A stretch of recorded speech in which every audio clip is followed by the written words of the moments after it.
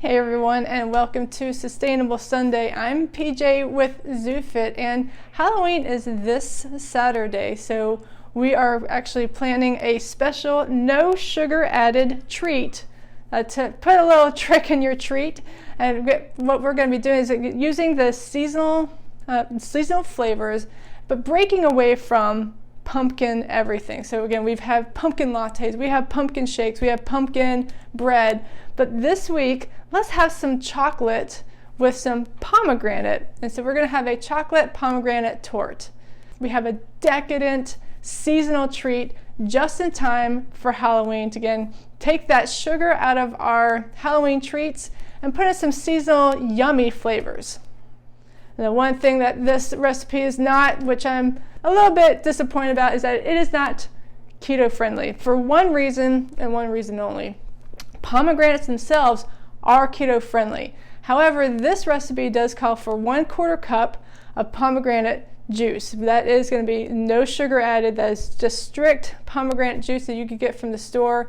However, because juice is not keto friendly, is not keto approved, this recipe cannot technically be considered a keto recipe. Everything else is, but that's something for you to keep in mind. If you are following the keto diet, you can try this, but once again, keep in mind that it won't be 100% keto approved. But it is paleo, it is vegan, and it is a more local food source. Again, we're getting seasonally produced. This is the perfect season for pomegranates. Pomegranate season is from September until the end of November, so we're right smack dab in the middle, and a wonderful Halloween treat and a wonderful treat for the season. All right, most of you are getting a little familiar with how I shop for my ingredients, so you'll notice that I don't have a whole lot of containers out here. That's because I get quite a few of my ingredients from the bulk food section, and they come in much bigger containers or in brown paper bags. So what I'm doing here is, again, showing you measured out already. What we're going to need is 2 cups of almond flour. This is going to be for that, for kind of like with the crust. 1/4 cup of cocoa powder. Again, this is going to be pure cocoa. 1/3 cup of melted coconut oil. Now, also, if you've followed me around, you've noticed that I don't use salt very often, but I'm starting to play around with some salt flavors. So you can put a pinch of salt. I've got a couple of different salts I got from the olive oil stores. This is a Hawaiian salt. It's got activated charcoal from the shells of coconuts. That sounds awesome. And then a lime sea salt. So these are, I'm going to be playing around, getting just a little couple pinches, not a whole lot, maybe at the absolute most, 1/4 teaspoon of salt. So that's going to be for the base. For the filling, we're going to have 1/4 cup of our pomegranate juice, 1/2 cup of canned coconut milk. And what I actually did here is that canned coconut milk tends to be separate, so I've already stirred it up in my nifty Ninja, but this is canned, full-fat canned coconut milk. And then we also have 6 ounces of bittersweet chocolate. Again, this is pure chocolate that I've broken up into bits, and this will help it melt just a little bit more. And then finally, the crowning, the actual yumminess. These are some pomegranate seeds from 2 small pomegranates, and so I'm going to be covering the top of the torte with these. You can use as much or as little as you want. I'm not going to be using all of this. I'm probably going to be using maybe 1/2 cup, but you can use as much or as little as you want. So there you have it. Ingredients for the pomegranate torte. Very easy to put together as well. So let's get started. All right, guys, let's get started with the base. So what we're going to need is some kind of pan. I'm going to be using the spring release pan. It's great for cheesecakes. I don't eat cheesecakes anymore, but this is perfect for this. If you just have a pie pan or just a regular pan, that will work too. Again, a casserole dish, those will work too, but this is my preferred. And I'm actually going to I've greased the bottom with some coconut oil, so definitely do that, especially if you're using a pie pan or a casserole dish, so that it makes it a little bit easier to scrape up the pie, the torte pieces when you cut them into slices. So what we're going to do to make that crust, make that base, is we got 2 cups of almond flour, and then we're going to mix in 1/4 cup of the pure cocoa. I'm going to add a little bit of salt, so a little less than 1/4 teaspoon here of my lime salt, and then about the same amount, just a little less than 1/4 teaspoon of the Hawaiian salt from coconut shells. Sounds so interesting. And then last, what we're going to need for the base is a 1/3 cup of melted coconut oil. So it doesn't take very long. It takes, again, maybe 30 seconds over on 30 seconds to a minute over on warm heat on the stove. You can also do it in a microwave. Not sure if you've ever noticed, I don't have a microwave in my house. And then pouring that over. And what we're going to do is stir it. I'm going to use an actual fork to do this. I'm going to be stirring this around, creating a little bit of like a kind of a paste more than anything. So we're just stirring this all together until it becomes well combined. But we do want it to have, again, a sticky consistency, slightly sticky, so it will stick to the bottom of the pan and won't crumble when we cut into it. So if you absolutely need to, you may want to add just a teensy bit of coconut oil if this is still too dry. But this is a really good consistency. If you can see in here, again, it's kind of it's not super wet, but they're getting just combined. So what I'm going to do, taking the base, I'm going to pour this in here, and then I'm going to press it into the bottom of this pan. So again, using clean hands, we're going to press that into the bottom of the pan. And if you are using, again, a pie pan or one of those casserole pans, baking sheets, you may want to, because this is a spring release, so again the walls can be removed from this pan. You may want to have something like parchment paper on the bottom that you press this crust into, and that way again makes it a little bit easier to remove from the bottom of that pan. I'm going to knead it just a little bit more, pressing that as deep as I can. So there you go. Again, I've pressed it into it, showing it to you sideways. It's not going to go anywhere.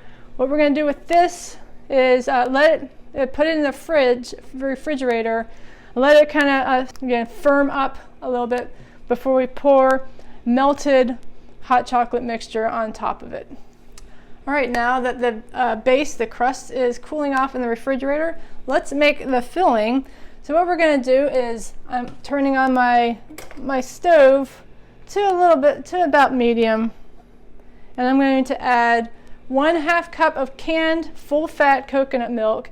So you can get the light coconut milk. I just don't feel that it works as well as the full-fat coconut milk does.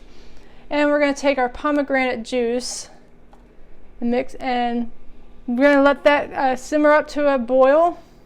Get it nice and hot to melt our chocolate. So we're going to add the chocolate, the 6 ounces of pure chocolate that's broken up into bits, into a bowl, and leave it there until the coconut milk pomegranate juice mixture heats up. So honestly, this might be the step that takes the longest, only because it may take a little while for your milk mixture to boil. You can turn up the heat if you absolutely need to, but what you're wanting is a nice rolling boil. Turn off the heat. It could take up to 5 minutes. And then we're going to pour that mixture over the 6 ounces of the chocolate, making sure that it's hot. That's why you want it to be boiling. And then just letting it sit for just 1 moment. Again, 1 to 2 minutes, letting it sit. Again, it's going to melt that chocolate. It's also why you want them in pieces and not in large chunks. It'll be a little bit more difficult to melt that chocolate. Also, again, it can be a little bit tricky finding the right chocolate, especially if you're keto or paleo. But there are a couple of different places. I get mine from my co-op. They do have a bulk food section. But if you go down to the baking aisle, they have several different pure chocolates. And I'm very sorry, I'm blanking on the names of those chocolates that you can get in the baking aisle that are 100% no sugar added whatsoever. And then you can use those to make your filling. Once that chocolate has started melting, you can kind of see you can kind of see in the camera, it's thickening up. If it is, for some reason, the 6 ounces was just not enough, you can add some more. Again, you can add either some more actual chocolate or some cocoa powder. But keep stirring. You do need to stir this pretty constantly. Once you've let it sit for about a minute, you're going to start stirring pretty constantly to get it mixed up, not like confused, but mixed up. And it will thicken. And this is looking delicious. Oh my God, smells delicious. Looks amazing. And this is all plastic free. Again, getting our items from the co-op, getting them from the bulk food section. Seasonally sourced with the pomegranate. Perfect for this season. No sugar added to any of this. Create quite a yummy Halloween treat. Once this is all mixed up, and again, we have that thick consistency. If you would like to add just a little bit more of that cocoa, you can. This actually feels great to me. The mixture is kind of like pudding in that sense. Let's grab the base. Let's grab that crust, pour this over, and we're almost done. All right, we've got the base. All we need to do is pour that delicious chocolate over and spread it around. So I'm not sure if you can quite see what I'm doing. There we go. You can kind of see I'm spreading the chocolate around over the top, getting into all the corners, and also trying to even it out a little bit too. Now again, the chocolate is very hot, so even if you're using that pie pan, even if you don't make it completely spread completely evenly, it'll kind of flatten out once you put it back in the fridge. And last but not least, we're going to top with our pomegranate seeds. So what I've done here is again, getting whole pomegranates. I have heard that there are ways to actually peel and get the pomegranate seeds.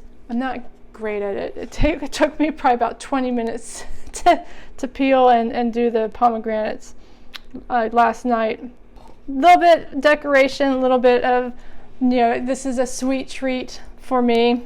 But we've got the pomegranate sprinkled on top. We're going to place this in the fridge for 1 to 2 hours, and then you're ready to serve. If you're using a pie pan or again the baking sheet, again just cut them into slices and then store the rest of the leftovers into an airtight container. Store it in the refrigerator. Wonderful Halloween treat. No sugar added. Still chocolatey, very, very decadent, and a perfect way to celebrate the season with a seasonal treat. Again, remember, always here with Sustainable Sunday at ZooFit, we're going to eat clean with a healthy treat. Live green sustainably and seasonally, but most importantly, train positive. Enjoy your food. I'll see you next time.